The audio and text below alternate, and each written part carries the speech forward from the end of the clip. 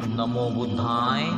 भगवान बुद्ध म्हणतात की जो व्यक्ती कामभोगात रत आहे, ज्याला इंद्रियावर लगाम नाही, त्या व्यक्तीला भोजन किती करावे याचं उचित ज्ञान नाही. जो आळसी आहे, उद्योग विरहित आहे, अशा मूर्ख व्यक्तीला मार असा दुःखात पाडून टाकतो, जसं की मुसळधार पावसात छिन्न भिन्न झालेलं दुर्बल वृक्ष.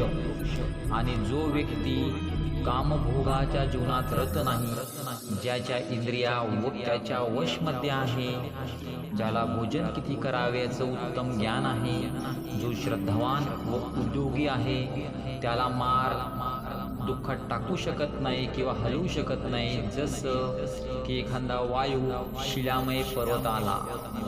नमो बुद्धाय.